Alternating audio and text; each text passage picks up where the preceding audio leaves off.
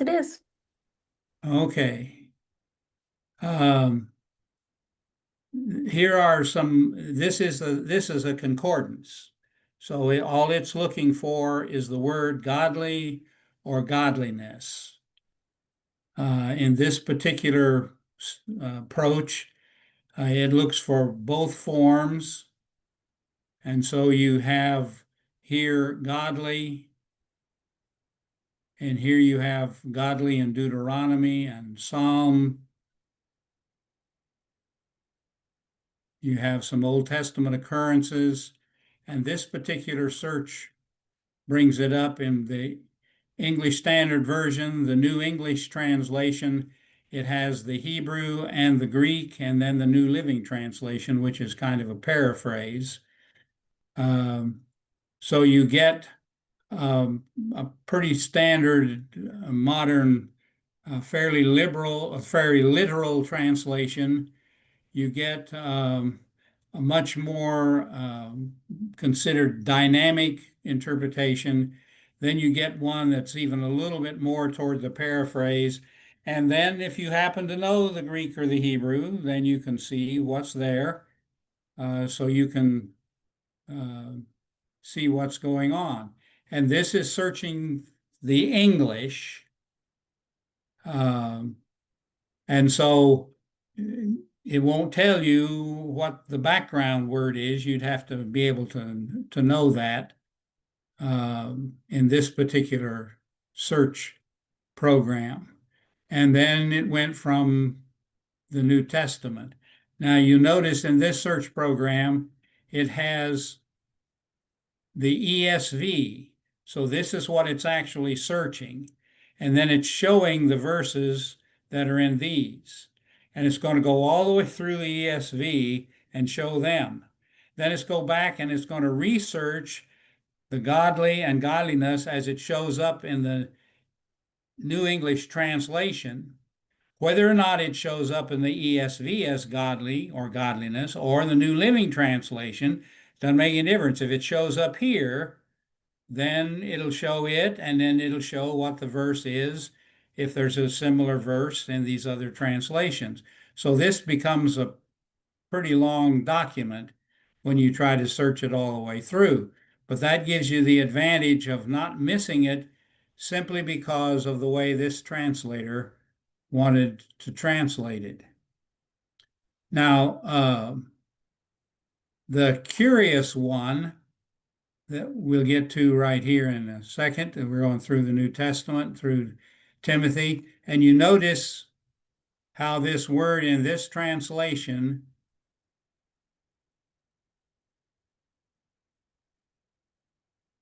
started in 2 Corinthians. Nothing in Matthew, Mark, Luke, John, Acts, Romans, even 1 Corinthians. 2 Corinthians, you had a couple places where it occurred. And then it jumps to Timothy. No other Pauline letters.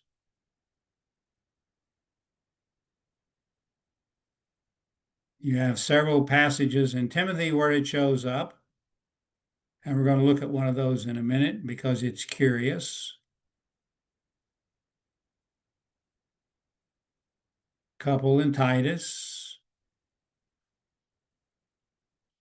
One in 2 Peter. Very interesting in 2 Peter 1:6.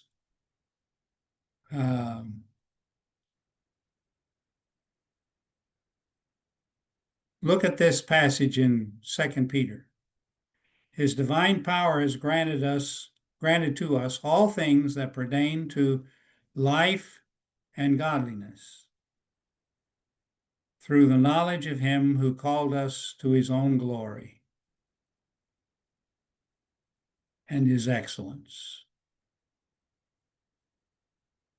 And then in 2 Peter 1:6, it occurs in a series of virtues, adding to your faith knowledge, to your knowledge self-control, to your self-control steadfastness, to your steadfastness godliness.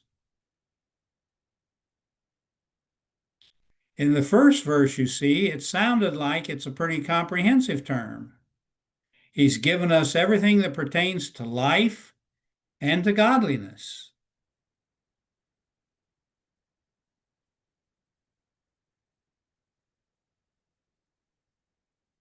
This one, it sounds like a particular thing within godly living, holy living, knowledge, self-control, steadfastness, brotherly affection, and love. And godliness is one of those qualities. Then down in 2 Peter 3:13, we get this interesting. Since all things are thus to be dissolved, what sort of people ought you to be in lives of holiness and godliness? What would be the difference between holiness and godliness? What actions would be encompassed by one but not the other? What could you put in a category of godliness that you wouldn't put in a category of holiness?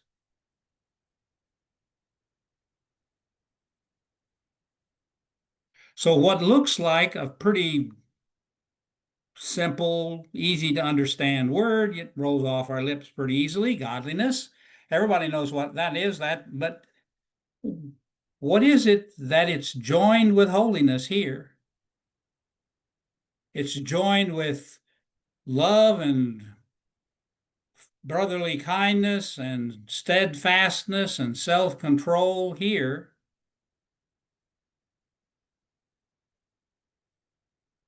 And then here it's joined with life.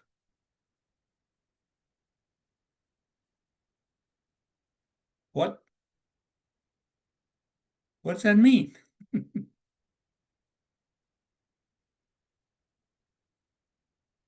Now, if you're reading 2 Peter, would this use of this word attract any curiosity? This sounds pretty simple the first time I use it.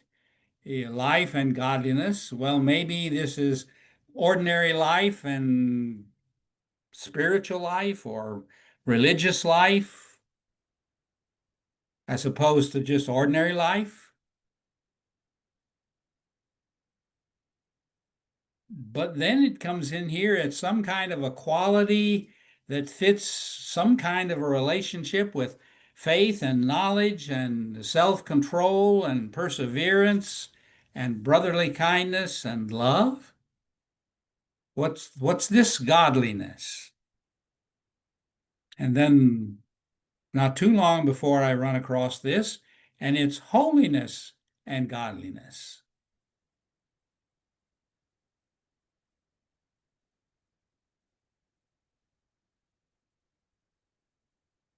So my curiosity might want to take me to a dictionary, or maybe one of those little books that we have on the bibliography of synonyms of the New Testament, or a little easy to read book that describes various things like trenches or vines about Bible words.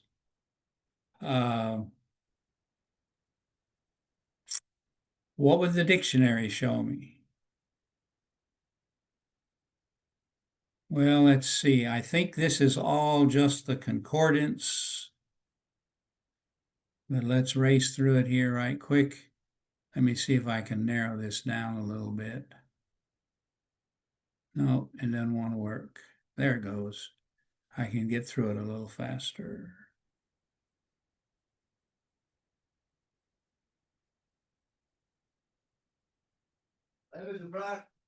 Yes.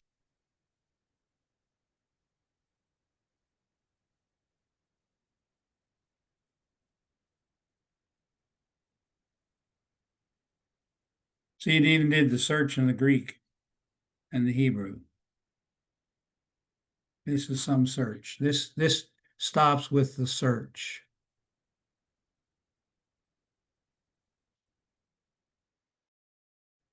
Okay. Then we want to go to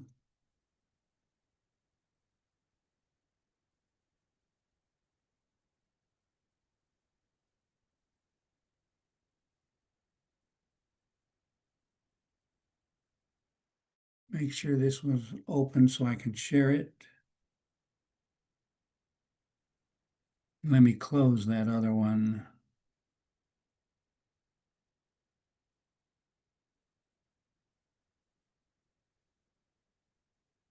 So we don't have quite so many things open here.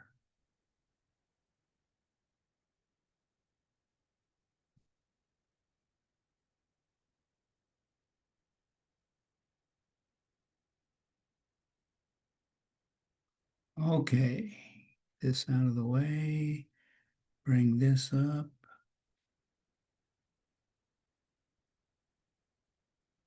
And we want this.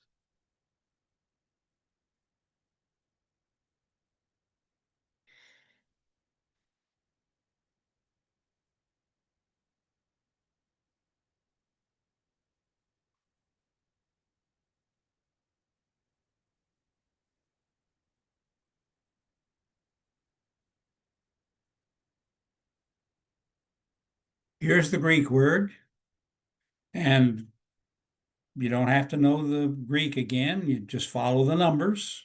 And here's the three words in its three forms. This is a noun. This is the adjective.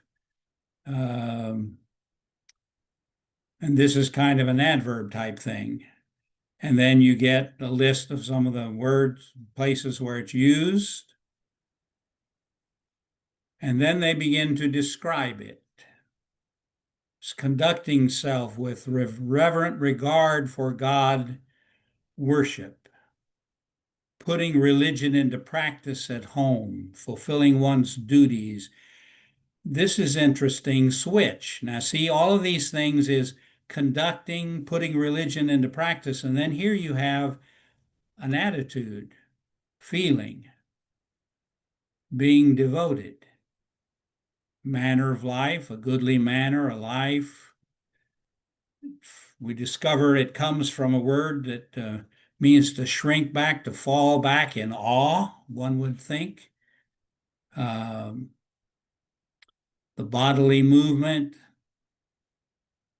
Um, in the Septuagint, that's what this 70 is.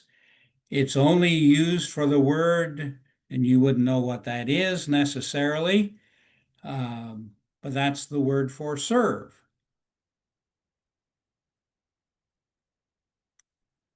Once, and then all the rest of the time it's used for the word fear.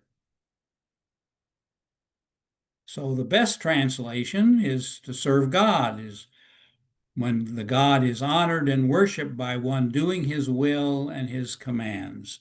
And then they give you some examples. It's used in Job. Then we have another discussion about it. It often provided more precise definitions by showing to whom it was directed. In the Hellenistic period and the New Testament period, it was used alone without added expressions, which is not the common way it had been used. So maybe they're using it slightly differently. You can read about how Plato used it. And these are just excerpts. You can read what you can read, ignore the rest of it. You get what you can. Here's that theological dictionary of the New Testament. Again, you don't have to know the Greek. You just follow the numbers. It should be noted that this word does not denote just worship as such, that is, the cultic observances and so forth, but an inner attitude is always expressed in the outward act. They feel like, this scholar at least, feels like that whenever this word was used, this inner attitude, remember we saw among those possibilities at the beginning that devotion was there. Uh, And you can follow this down through here. The true content for the educated Greek is reverence and wondering awe at the lofty and pure world of the divine. It's worship in its cults, its services, its celebrations, its festivals, and so forth. A respect for the order that this is background, and then we're going to see it in Judaism, and this person then is going to go into the Septuagint and the pseudepigrapha, the writings between the Old Testament and the New Testament that are from Jewish background. And you can see what they propose there. And this is one of those books, 10-volume books, that you could get at any university college library that had a Bible department. They would have this. You might even find a preacher in your neighborhood that had a set of these, or a church that some reason was really serious about study. And then you get their use in the New Testament. Since this is a dictionary by a certain set of people, you recognize that you're always going to be subject to this is their analysis, their opinion, their speculation based on this evidence that they've collected from all the various places.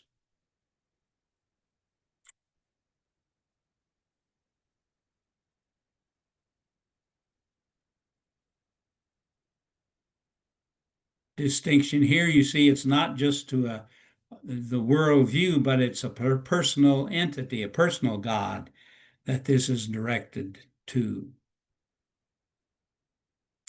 And you can see here a discussion why it's missing from Paul. They discuss the possibilities, and then they go into the pastoral. And when you get into this, you shouldn't be surprised to find that there's somebody who contributed to this who wasn't at all confident that Paul wrote Timothy. And so they may talk about the author and not say Paul's name. Uh, Again, you recognize that this is written from their standpoint. And you see what's there.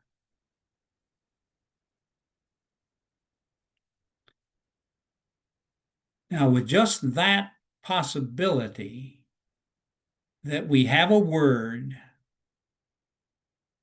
that has activity to it, but some of the time it appears it's not so much the activity as it is the attitude that lies behind that activity. So if you read through all of this, you'll find some that will propose the idea that this word sometimes, or all the time, includes this idea that what is being done out of the real reverence, awe, devotion of the person. The word was used in some context, as you'll find if you read through this, where it speaks of a person making a pretty extravagant gift to see that something is done on behalf of a particular god, either in an activity or in a building or adornment of the building or a piece of art for the building or something like that. So that takes us back to those passages in the Bible. If this is life and godliness,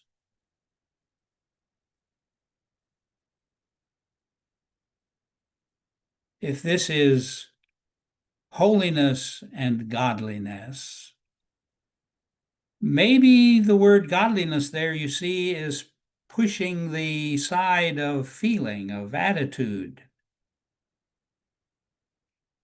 There is, in fact, a Bible figure of speech that comes from the Old Testament, from the Hebrew, that is not as commonly recognized as probably it ought to be. The scholars have a fancy name for it, hendiadys, Hendidyes. And that's a combination of the two Greek words, one and two. And the point is that two words are used, almost always joined by and, as a way of emphasizing those two words as not two separate things, but one word modifying the other. There's an Old Testament passage in Deuteronomy that talks about judgment and righteousness. And that almost certainly means righteous judgment. Maybe if we did that with life and godliness, we could say godly life. Not just any life, but godly life. Or if we went to the attitude side, godliness, righteousness, and godliness, we might have godly righteousness that is genuine, authentic, maybe even enthusiastic or devoted, uh, felt, heartfelt righteousness.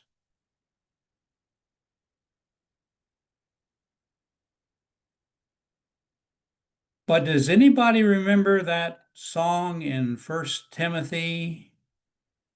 We saw it in the list a couple of times as we were running through the list. Great is the mystery of godliness.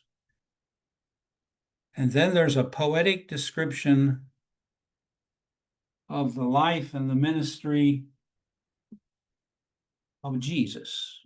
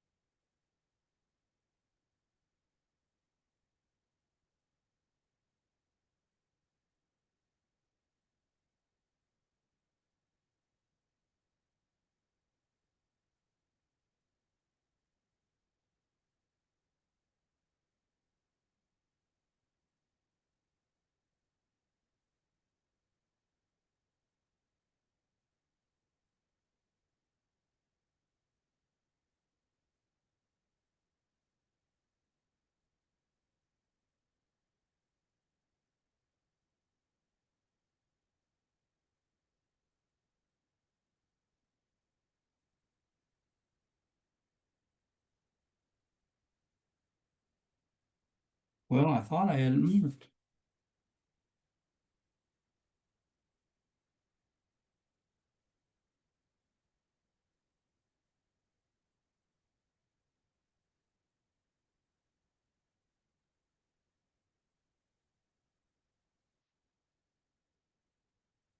Hang on.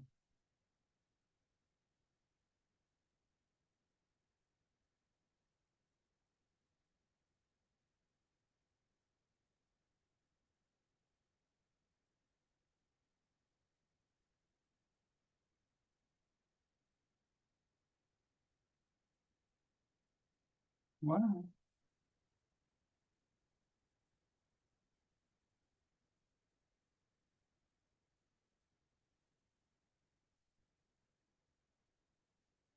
I got it right here.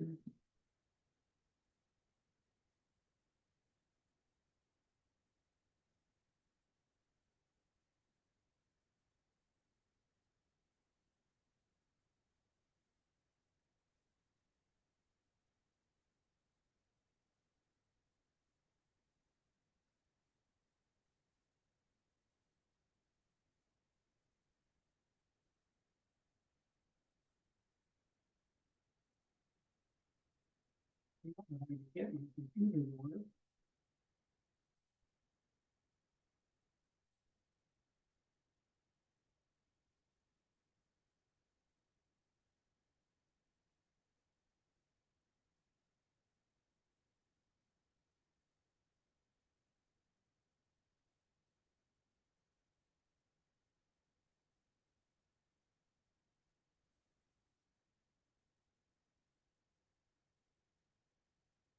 I give up.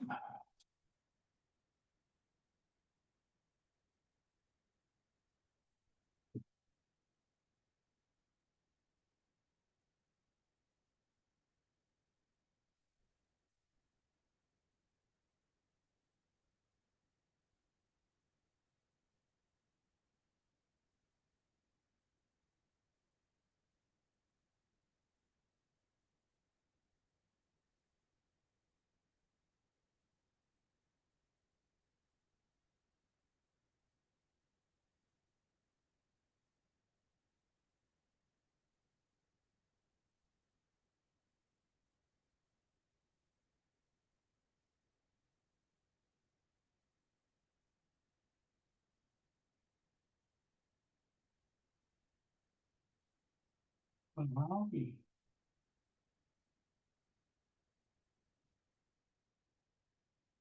Can you just paraphrase?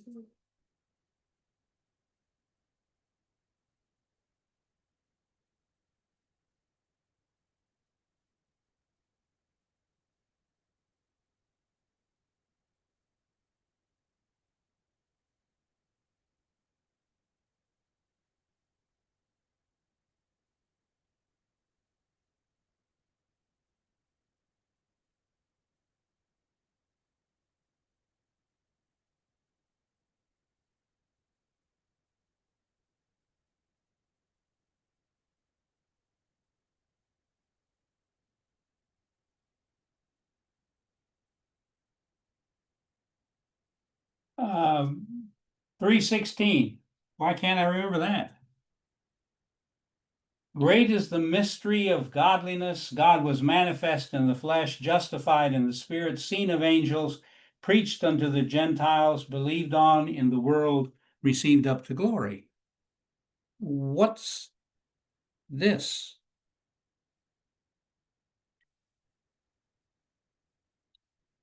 Um,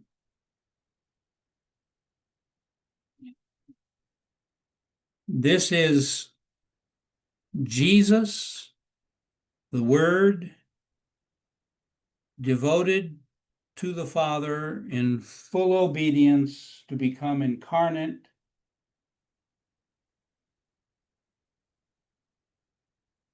But notice there's nothing about the death or the resurrection. Just he's vindicated or justified in the Spirit. And then he's preached.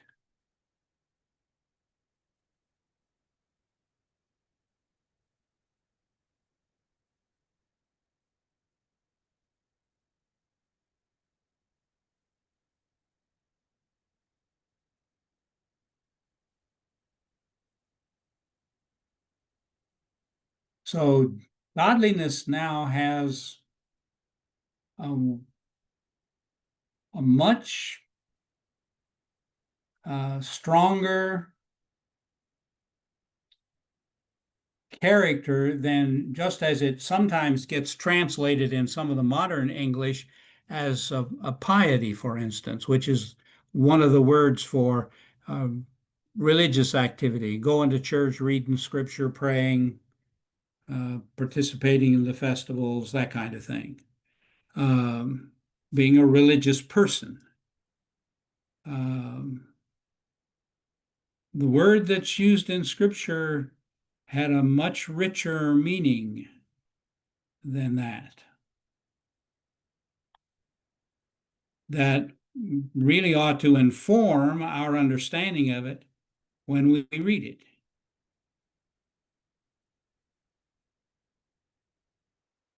Okay.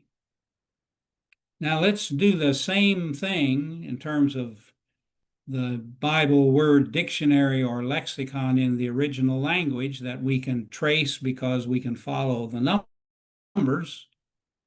Let's do the same thing with a word that we looked at a couple of weeks ago, and that's the word righteousness.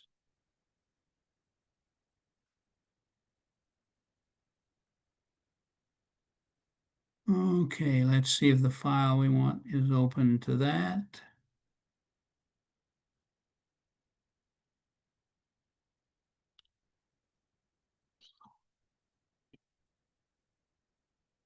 No, it's not.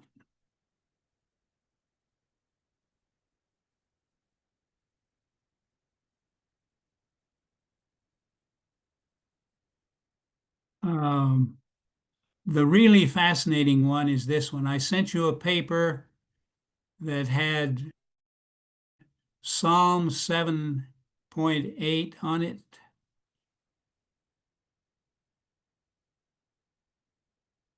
Let me put that up for you. Here we go.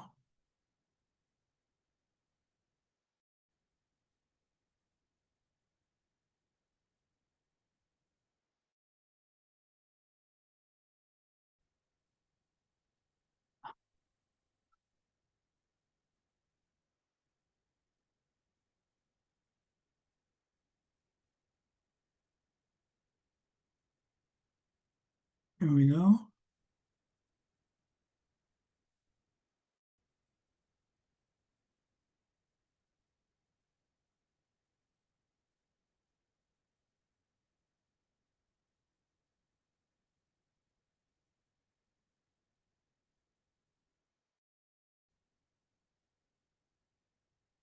Did that make it up?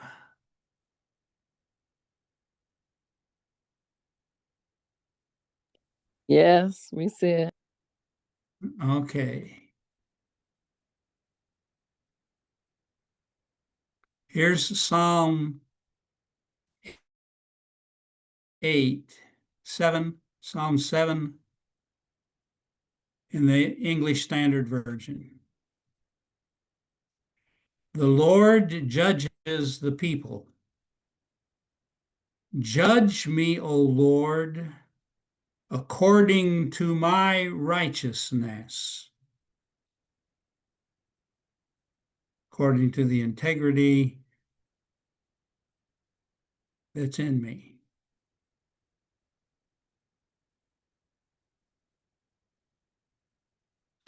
Would you make that prayer to the Lord? Judge me on the basis according to my righteousness. Are we willing to have our righteousness judged by God?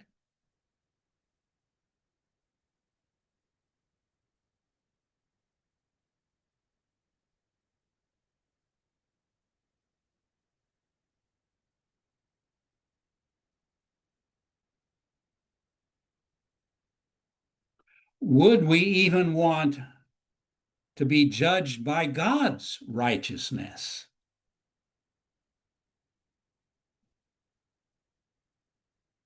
And there are a couple of Psalms that have that in it.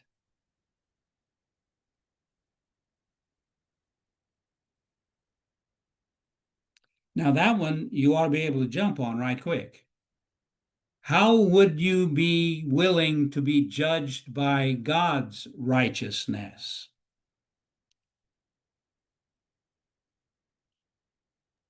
I wouldn't want to be judged by God's righteousness. Yeah. In fact, as I mentioned a couple of weeks ago, I've heard people say, I don't want God's righteousness judging me. I want his grace. So how can the writer say, which he does twice, at least that I remember, judge me by your righteousness? And how in the world would he say, judge me by my righteousness? What's going on here? And since we looked at the word righteousness in the very first at the beginning of this class, we do have a way of understanding judged by his righteousness. Remember, we found several passages of Scripture where God's righteousness was paralleled with God's salvation.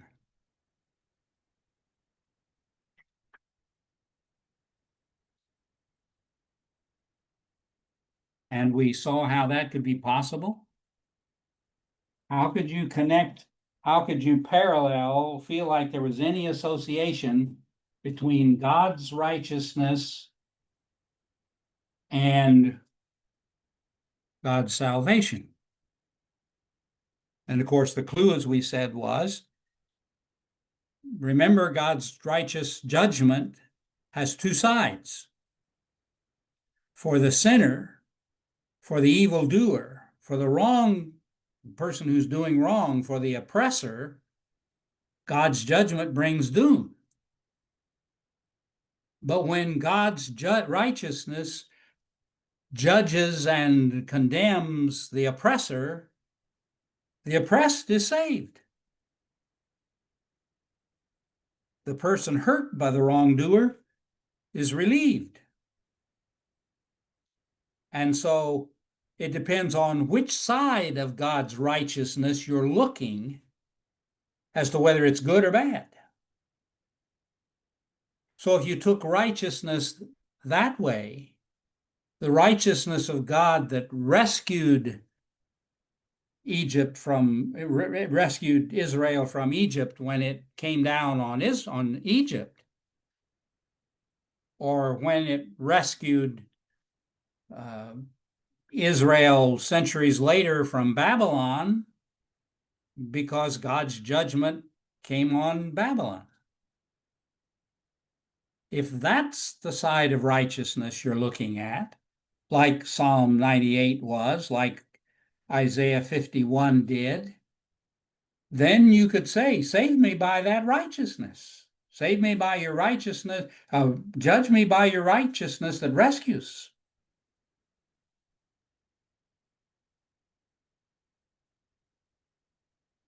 But that doesn't get me out of this. So let's go to the dictionaries and see what we can find. Now, this particular document is a large document, so you were given in the email a link to go to Dropbox where you could download this document because most email services can't handle it. And let me close some of this stuff so we don't I get too many files open here. My computer's going to get slower and slower. Let me close this one. It's a big one. Oh, wait, I can do this.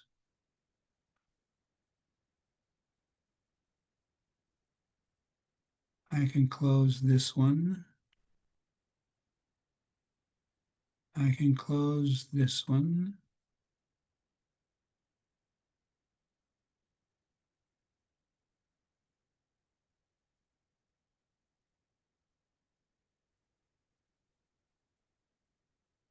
I'm going to have to wait for it to close.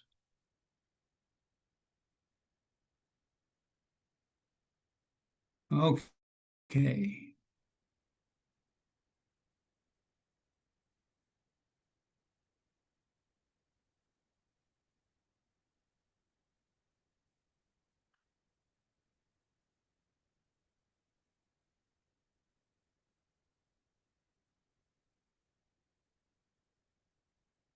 Here's the Theological Dictionary of the Old Testament. So let me bring it up for you.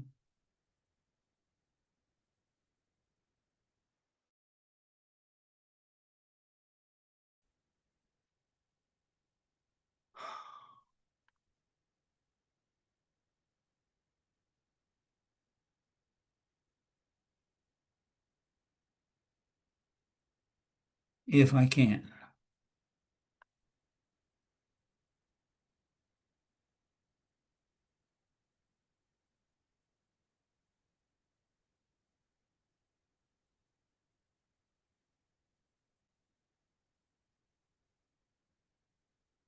Here it is. Now let's see if this can handle it.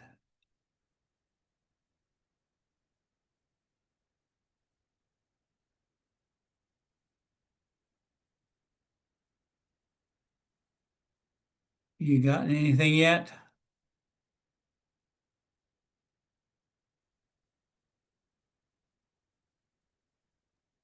No. Oh, there it is. Okay.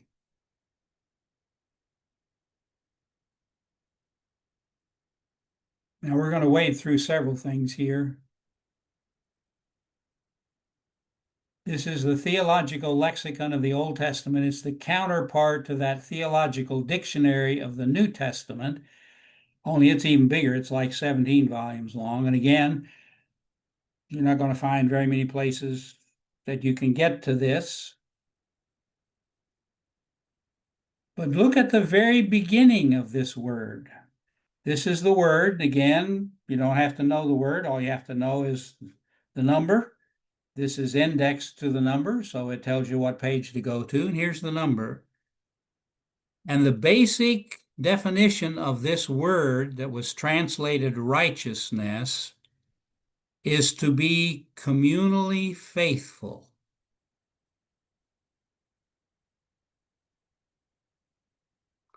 And if you read through this, you'll find they have ream pages of evidence that among its many uses, this maintains the loyalty of the king or a high priest as a servant to his personal God.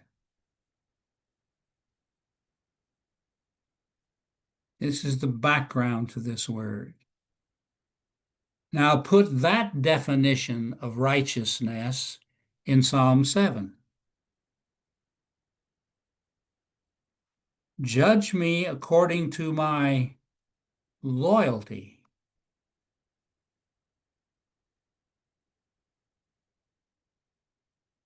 If Psalm 7, which says is a psalm David wrote,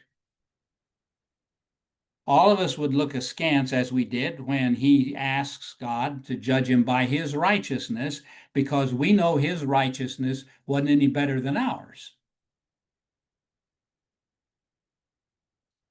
He did some pretty bad things, some really bad things, like murder even. Calculated, cold-hearted, deliberate, intentional, premeditated murder, among other things. But he never turned away from God.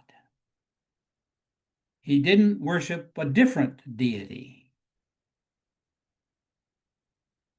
Even when his sin is exposed with Bathsheba, he doesn't abandon God. He doesn't give up on God. He doesn't run away from God. He runs to God.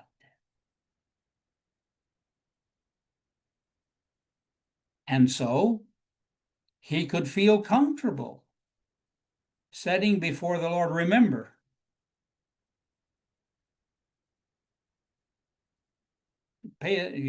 look at how I've always worshiped you. I've always been committed to you.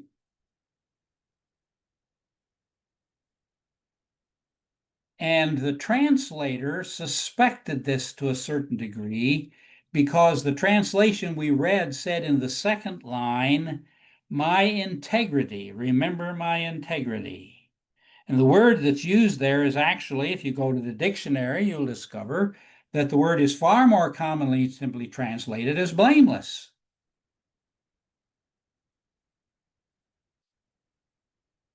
Well, there were a lot of things that he was blameworthy for, but one thing he was not blameworthy for, one thing in which he was blameless, was his loyalty to God. He wasn't blameless in reference to many of his activities, but he was blameless in terms of his commitment. And so the dictionary gives us a way of understanding this word that makes sense. We don't have to if, and but. We don't have to say, well, it doesn't really, David really knew that, he's just being poetic here. He's caught up in the moment. Well, you don't have to do that. When you realize that he used the word in different ways sometimes than we do. We would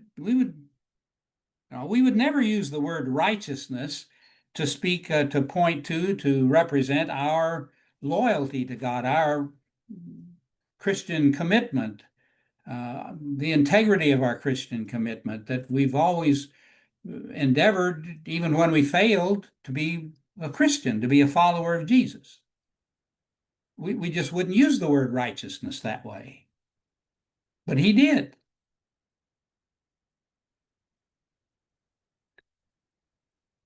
Now, if we follow this dictionary, that was number 2 in the discussion. Here's number 3 and number 4. And then they go through some discussion over here. They'll even show you the use of the word, its distribution in the Old Testament, so you could follow that through. Here there's a discussion about the historical books, and it always seems to be used there as a beneficial relationship between the king and the subject for reciprocal faithfulness and loyalty, same basic idea. They believe they can argue for. The Lord-servant relationship.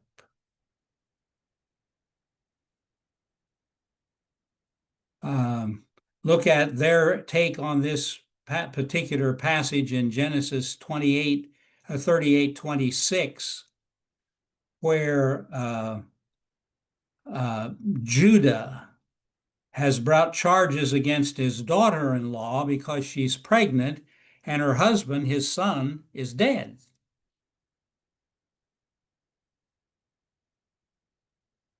But she turns the tables on him by exposing that he's the father of this child, and she made him father. She tricked him into fathering this child because he didn't follow the law, and when her husband died, the father didn't give another brother to her to have a child in the name of her first husband.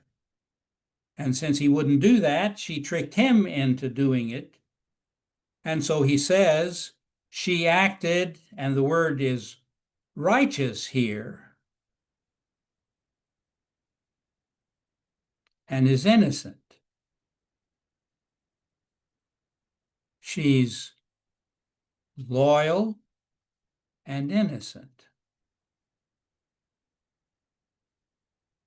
And we follow this on down, and we're going to find some more little gems in this proceeding.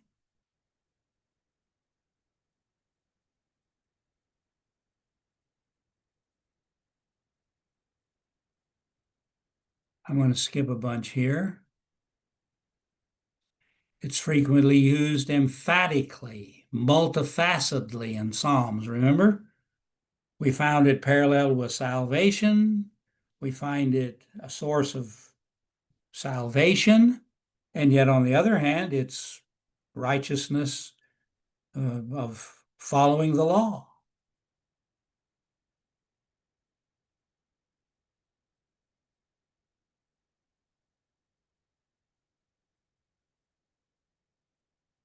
Here's Psalm 7. They look at verse 17. Here's the royal Psalms, mediating role between God's salvation and Israel, Psalm 98.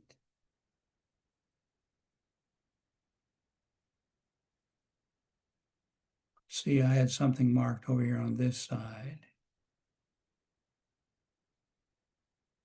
Here it's used not only of the deed, but of the result.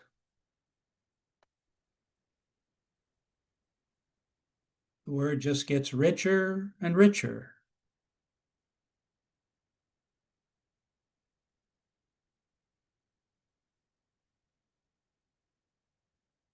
Here it is in the prophets.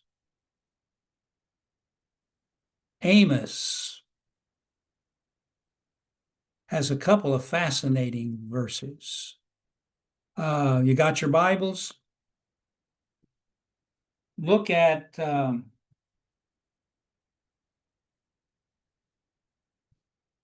Amos chapter 2, I think it is.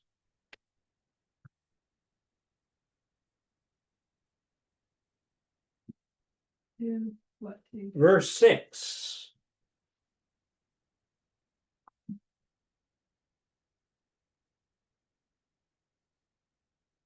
This is what the Lord says. The two sins of Israel, even for I won't turn my back. They sell the righteous for silver. And what's the second line of the verse? Favor from all of them.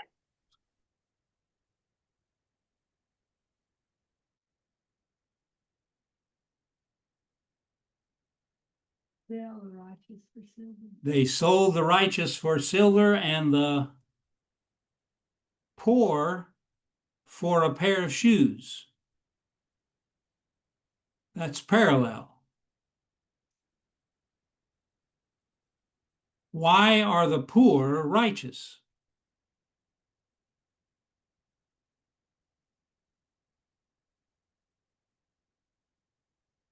What's righteous about the poor?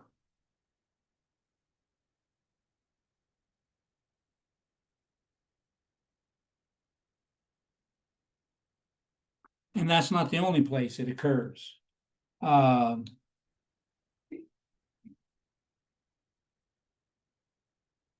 It occurs in chapter 5.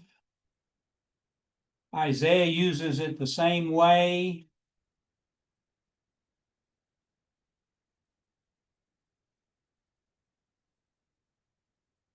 Five, 7, and again in 6:12. And you can find the same thing in Isaiah. Same context. Why are the poor righteous?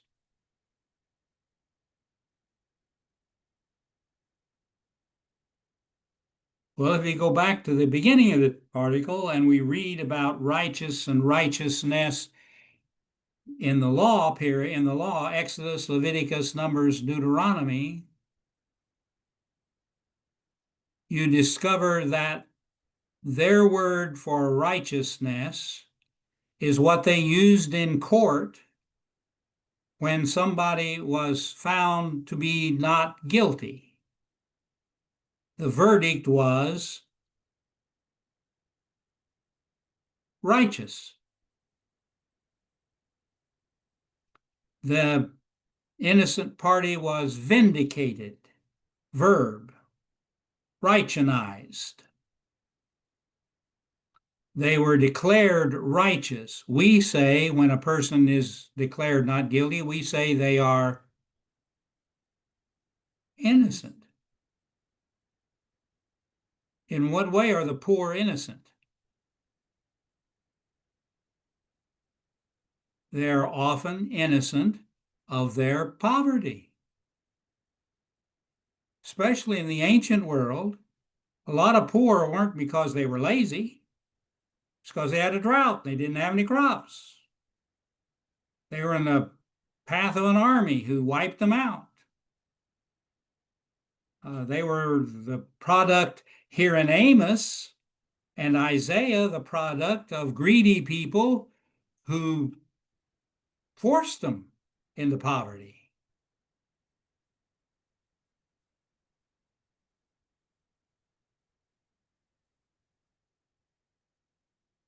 So again, you see, they're using the word righteous in a way we wouldn't use it,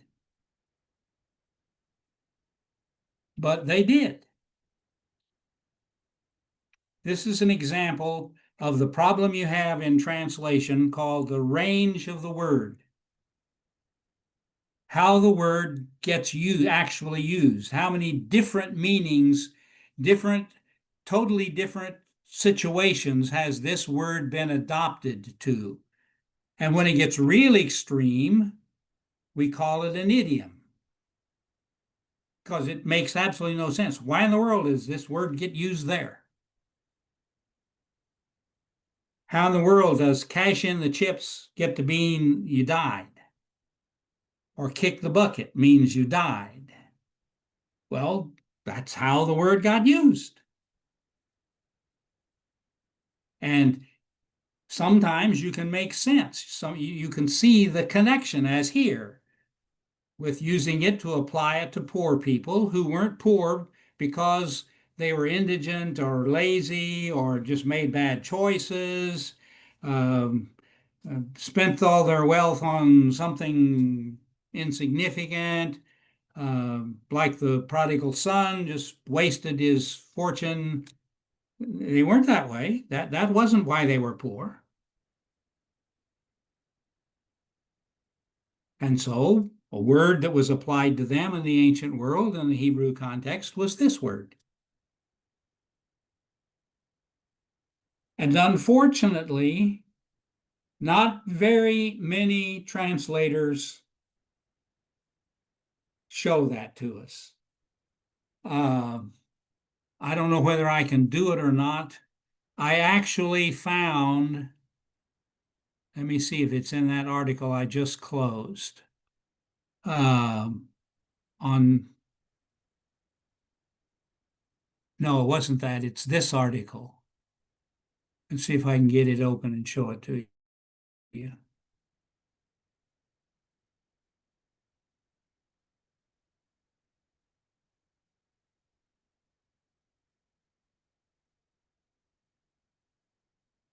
This is about this very issue of um, the poor and righteousness. Okay, stop sharing that one. Although there was one more that I wanted to tell you about at the end, and I forgot. But let's do this. Share righteous poor.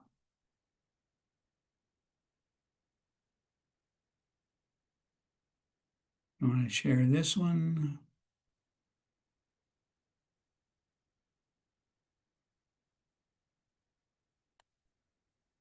Is it up for you yet?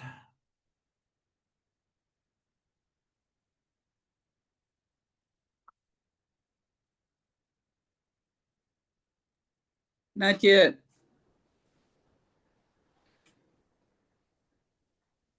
Well, it says it's paused.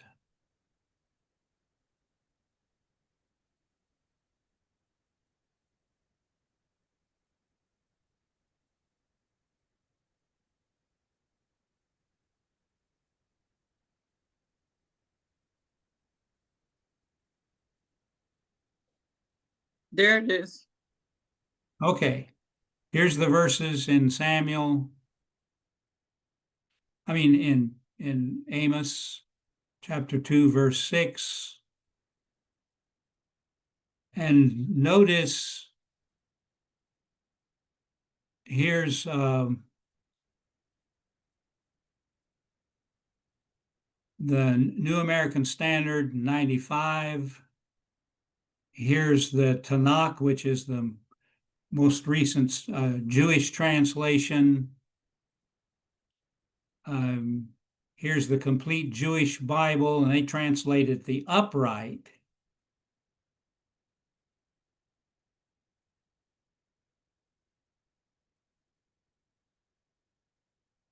The ESV translates it, they have sold for several those whose cause was just.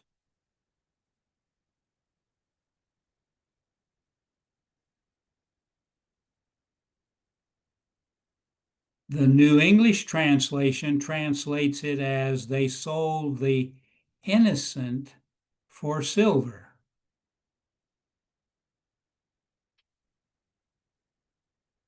As does today's New International Version.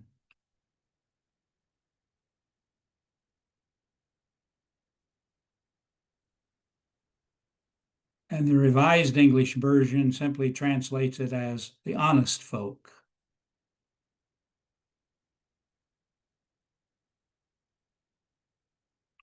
And then in 512, you get basically the same set of configurations. But here, the complete Jewish Bible, same translation, same basic context, they translate innocent.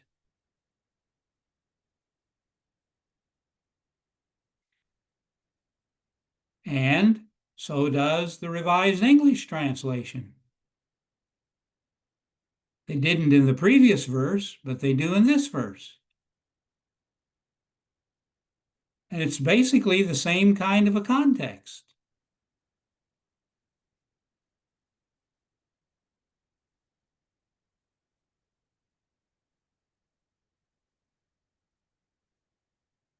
Here the ESV translates it, deprive the innocent of their rights, the same word.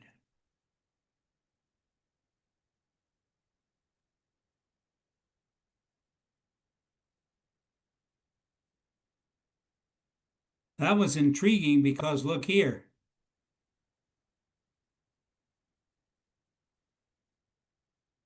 In Isaiah 5:23, 5:20, you have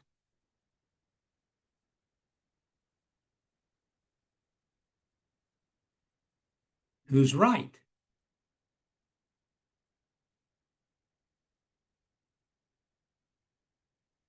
So again, we have a way of understanding the word in its context that makes perfectly good, direct sense. And we found that by simply going to the dictionary and discovering that the dictionaries have long since known this use of the word, in spite of the fact that for whatever reason, and we don't know, translators stick with, maybe it's a tradition, I don't know, with a translation that doesn't make, when you push it, doesn't make really good sense in English. Why should the poor be called righteous? Just because they're poor? Was he only talking about the righteous poor? Well, what about the unrighteous poor? None of them were being mistreated? But if we go back to the way the Hebrews used the word, the way the Bible writers used the word, which we can find out by simply going to the dictionary. Now, in that theological lexicon of the Old Testament, they end up by showing that in the latest Jewish period before Jesus, the word took another shift, and it began increasingly to be used among Jews to speak of charity or alms. Try that definition on the word righteous in Matthew 25, where the writer says, the righteous that Jesus put on the right side and wanted to know when they fed the hungry and gave water to the thirsty and clothed the naked and housed the homeless. When did they do that? And they were called righteous. Wasn't a moral thing, wasn't a religious thing, was a benevolent thing. Okay. I sent you a sheet that has a couple of lists, and then I sent a sheet that even shows how to do it in a couple of the programs, Bible Way, and a new one that I discovered still exists. I thought it stopped. And we're going to look at not words, but ideas.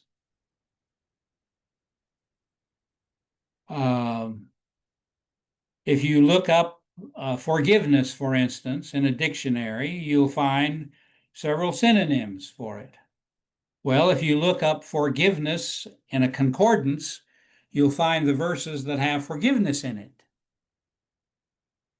But you won't find the verse that said sins were remitted or a remission of sins, because that's a different word. Topical Bible should have the idea of forgiveness of sins, and so it should include all the verses that talk about sins being forgiven, sins being remitted, sins being blotted out, sins being erased, sins being removed. All those verses should be in a concordance of ideas. Topical index. And those Bible programs that you've been using, the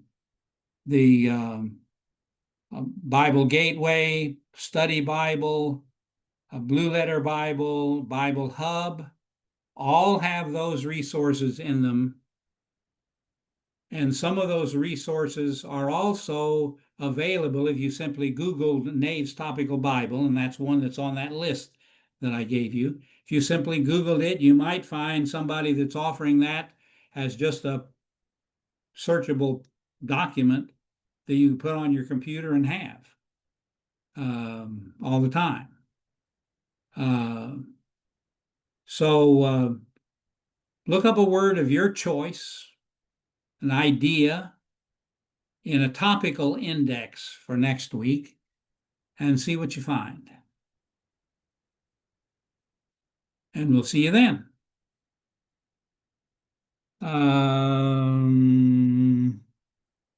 I didn't get Dion down.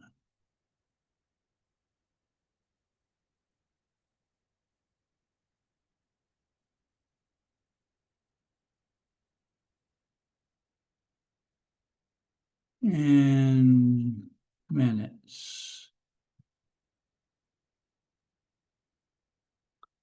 See you next week. All right. Thank you. You're welcome. Mm-hmm.